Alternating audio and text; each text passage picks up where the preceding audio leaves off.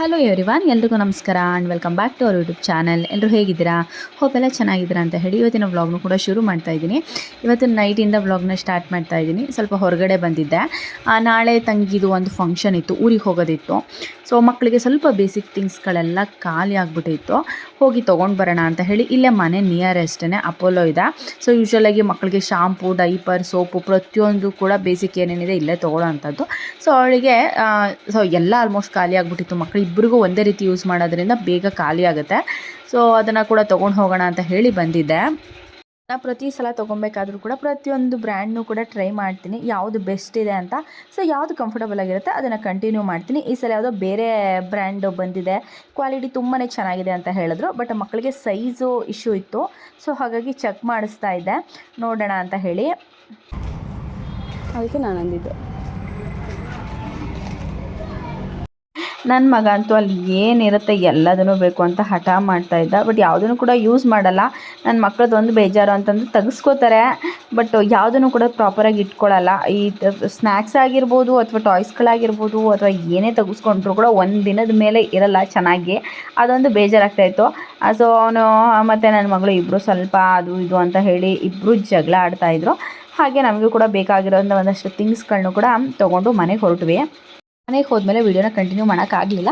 ಇದು next day ವೀಡಿಯೋನ continue ಮಾಡ್ತಾಯಿದ್ದೀನಿ.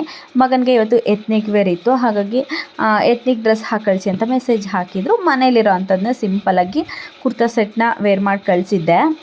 ಬೆಳಗ್ಗೆ ಟೈಮು ಮಕ್ಕಳನ್ನ ರೆಡಿ ಮಾಡಿ ತಿನ್ನಿಸಿ ಹೊರಸೋ ಅಷ್ಟರಲ್ಲೇ ತುಂಬಾ ಟೈಮ್ ಆಗಿಬಿಡುತ್ತೆ.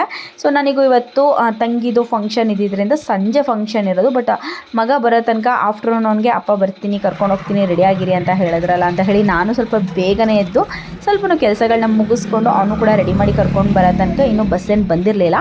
ಅವನನ್ನು ಕಳಿಸಿದ ಮೇಲೆ ಸಿಕ್ಕಾಬಟ್ಟೆ ಕೆಲಸಗಳಿದೆ, ಎಲ್ಲದನ್ನು ಕೂಡ ಮುಗಿಸ್ಕೊಂಡು ಆಮೇಲೆ ಹೊರಡೋ ಅಂಥದ್ದು. ಸೊ ಅವನು ಬೇಗ ಆಫ್ಟರ್ನೂನೇ ಕ್ಲಾಸಸ್ ಎಲ್ಲ ಕ್ಲೋಸ್ ಆಗೋದ್ರಿಂದ ಅಲ್ಲಿ ತನಕ ಅಪ್ಪನೂ ಕೂಡ ಬಂದಿದ್ದರು.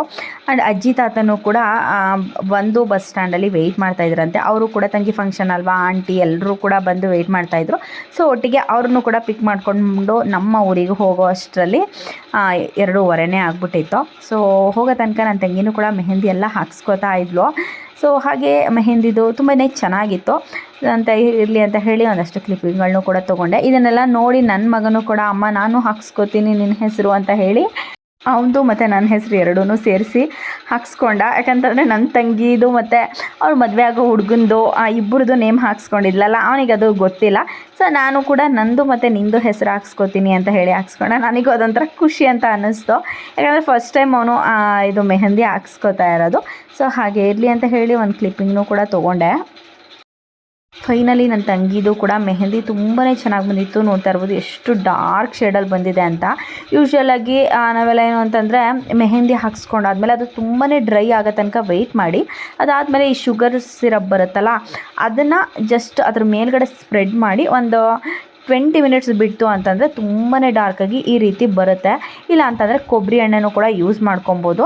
ಸೊ ಮನೆಗೆ ಹೋದ್ಮೇಲೆ ಸಿಕ್ಕಾಬಟ್ಟೆ ಕೆಲಸಗಳು ಸ್ಟಾರ್ಟ್ ಆಯಿತು. ಅದಾದಮೇಲೆ ನಾನು ವ್ಲಾಗ್ನೂ ಕೂಡ ಕಂಟಿನ್ಯೂ ಮಾಡೋಕ್ಕಾಗಲಿಲ್ಲ.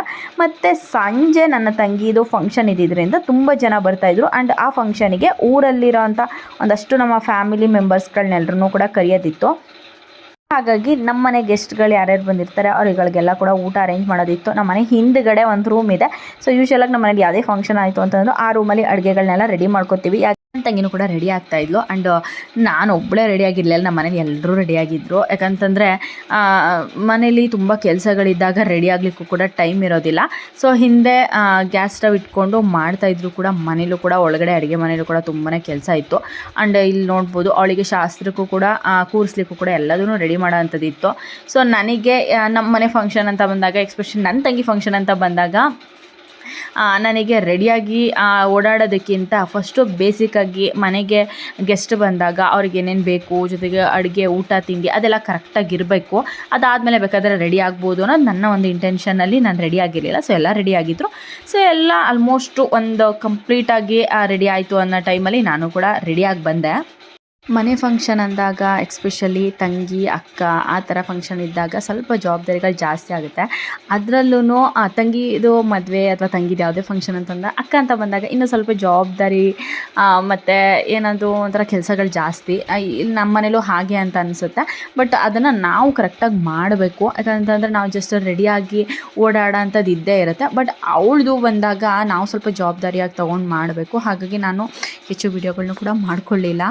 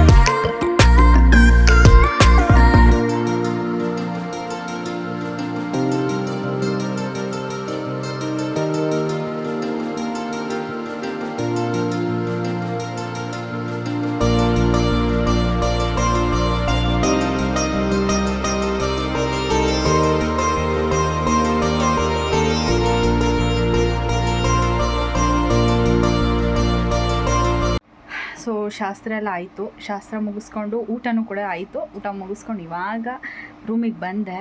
ಇಬ್ಬರು ಮಲಗಿಬಿಟ್ಟಿದ್ದಾರೆ.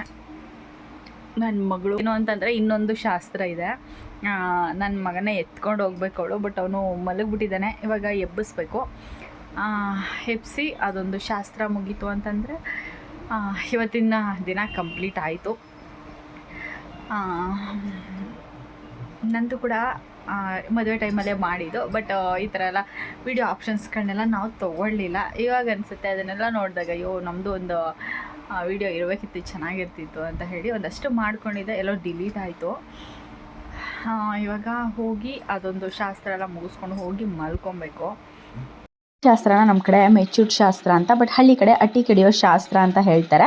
ಇದನ್ನು ಸೋದ್ರ ಮಾವನೇ ಮಾಡೋ ಅಂಥದ್ದು ಬಂದು ಅಂತಂದರೆ ಈ ರೀತಿ ತೆಂಗಿನ ಗರಿಯಲ್ಲಿ ಆ ಥರ ಏನದು ಗುಡಿಸಿಲು ಅಥವಾ ಮನೆ ಥರ ಮಾಡಿ ಅವಳು ಅಲ್ಲೇ ಮಲ್ಕೊಳ್ಳೋಂಥ ಶಾಸ್ತ್ರ ಮುಗಿದ್ಮೇಲೆ ಅಲ್ಲೇ ಮಲ್ಕೊಳ್ಳೋ ಅಂಥದ್ದು. ಸೊ ಇದು ಊಟ ಎಲ್ಲ ಆದಮೇಲೆ ಮಾಡ್ತಾರೆ. ಯಾಕಂತಂದರೆ ಈ ಗುಡ್ಲು ಅಂತ ಕರೀತಾರಲ್ಲ, ಇದನ್ನು ಹಾಕಿದ್ಮೇಲೆ ಮನೆ ಬಳಕೆ ಶುರು ಆಗಿಬಿಡುತ್ತೆ. ಆ ಟೈಮಲ್ಲಿ ಮನೇಲಿ ಇಲ್ಲಿ ಯಾರು ಇರ್ತಾರೆ ಹೋಗಿ ಬೇರೆ ಅವ್ರ ಮನೆಗೆ ಹೋಗಬೇಕು ಅಂತಂದರೆ ಇಲ್ಲಿರೋರು ಹೋಗಿ ಸ್ನಾನ ಮಾಡ್ಕೊಂಡು ಹೋಗೋ ಅಂಥದ್ದು ಬಳಕೆ ಅಂತ ಶುರು ಆಗಿಬಿಡುತ್ತೆ. ಹಾಗಾಗಿ ಇದನ್ನು ಮಾಡೋಕ್ಕಿಂತ ಮುಂಚೆನೇ ಬಂದಿರೋರೆಲ್ಲರೂ ಕೂಡ ಊಟ ಮುಗಿಸ್ಕೊಂಡು ಅವರೆಲ್ಲ ಮನೆಗೆ ಹೋದ್ಮೇಲೆ ಲಾಸ್ಟಲ್ಲಿ ಇದನ್ನು ಹಾಕೋಂಥದ್ದು. ಇದಕ್ಕೆ ಒಂದಷ್ಟು ಒಬ್ಬೊಬ್ಬರ ಕಡೆ ಒಂದೊಂದು ರೀತಿ ಶಾಸ್ತ್ರ ಇರುತ್ತೆ. ನಮ್ಮ ಕಡೆ ಈ ರೀತಿ ನಾನೇನು ತೋರಿಸ್ತಾ ಇದ್ದೀನಿ ಇದನ್ನೆಲ್ಲ ಹಿಡ್ಕೊಂಡು ಹೋಗಿ ಅವಳು ಇದರೊಳಗಡೆ ಮಲ್ಕೊಳ್ಳೋ ಅಂಥದ್ದು. ಇದನ್ನು ಈ ತೆಂಗಿನ ಗರಿ ಹಾಕಿದ ಮೇಲೆ ಒಂದು 5 ಥರದ ಸೊಪ್ಪನ್ನ ಕಟ್ಟಿ ಇದಕ್ಕೆ ಕುಡ್ಗೋಲು ಅಂತ ಕರೀತಾರೆ. ಜೊತೆಗೆ ಒಂದು ಕಾಯಿ ಮತ್ತು ಒಂದಷ್ಟು ಸೊಪ್ಪುಗಳು ಮತ್ತು ಸ್ಯಾರಿ ಚೇಂಜ್ ಮಾಡಿಕೊಂಡು ಒಂದು ಸ್ಯಾರಿಗೆ ಅರಿಶಿನ ಕುಂಕುಮ ಅವ್ರು ಏನೇನೋ ಹಾಕಿರ್ತಾರೆ. ನಂಗೆ ಅಷ್ಟೊಂದು ಗೊತ್ತಾಗಲಿಲ್ಲ. ಅದು ನನ್ನದರಲ್ಲೂ ಮಾಡಿದರು, ಬಟ್ ನಂಗೆ ಅಷ್ಟು ಗೊತ್ತಿರಲಿಲ್ಲ. ಸೊ ಇದನ್ನೆಲ್ಲ ಮಡ್ಲಿಗೆ ಹಾಕಿ ಅದರ ಸಮೇತ ಹೋಗಿ ನಾವು ಒಂದು ಪಾಪುನ ಎತ್ಕೊಂಡು ಅದರೊಳಗಡೆ ಹೋಗಿ ಮಲ್ಗೋಂಥದ್ದು. ಯೂಶ್ವಲಾಗಿ ಫಸ್ಟು ಟೈಮು ಗಂಡು ಮಗುನೇ ಎತ್ಕೊಂಡು ಹೋಗಿ ಮಲ್ಕೊಬೇಕು ಅಂತ ಇದೆ. ಅಂತಂದರೆ ಜಸ್ಟ್ ಕರ್ಕೊಂಡೋಗಿ ಮತ್ತೆ ವಾಪಸ್ ಬಿಡೋ ಅಂಥದ್ದು. ಗಂಡು ಮಗುನೇ ಆಗಲಿ ಮೊದಲನೇದು ಅನ್ನೋದೇನೋ ಒಂದು ವಾಡಿಕೆ ಅಂತೆ. ನಮ್ಮ ಕಡೆ ಅದನ್ನು ಮಾಡಿಸ್ತಾರೆ. ಇದ್ರ ಜೊತೆಗೆ ನನ್ನ ತಂಗಿದು ಯಾವುದೇ ಫಂಕ್ಷನ್ ಆಗಿರ್ಬೋದು, ವೀಡಿಯೋಸು ಫೋಟೋಸ್ ಯಾವುದನ್ನು ಕೂಡ ಶೇರ್ ಮಾಡ್ಕೊಳ್ಳಲ್ಲ. ಯಾಕೆ ಅಂತಂದರೆ ಫಿಕ್ಸ್ ಆಗಿರೋದ್ರಿಂದ ಮದುವೆ ಸದ್ಯಕ್ಕೆ ಶೇರ್ ಮಾಡ್ಕೊಳ್ಳೋದೆಲ್ಲ ಬೇಡ, ಡೈರೆಕ್ಟಾಗಿ ಮದುವೆ ಟೈಮಲ್ಲಿ ಶೇರ್ ಮಾಡ್ಕೊಳ್ಳೋಣ ಅಂತ ಹೇಳಿ ಮಾಡಿಲ್ಲ. ಆ್ಯಂಡ್ ಇವತ್ತಿನ ನನ್ನ ದಿನ ಹೇಗಾಗಿತ್ತು ಅನ್ನೋದನ್ನು ಅಷ್ಟೇ ನಿಮ್ಮ ಜೊತೆ ಶೇರ್ ಮಾಡ್ಕೊತೀನಿ. ಹೋಪ್ ಎಲ್ರಿಗೂ ಅರ್ಥ ಆಗುತ್ತೆ ಅಂತ ಅಂದ್ಕೊಂಡಿದ್ದೀನಿ. ಸೊ ಇಷ್ಟ ಲೈಕ್ ಮಾಡಿ, ಶೇರ್ ಮಾಡಿ, ಹೊಸದಾಗಿ ನನ್ನ ಚಾನಲ್ನ ನೋಡ್ತಾರೆ ಸಬ್ಸ್ಕ್ರೈಬ್ ಮಾಡ್ಕೊಂಡು ನೋಡಿ. ಹೀಗೇನು ಸಪೋರ್ಟ್ ಮಾಡ್ತಾರೆ. Thanks for watching.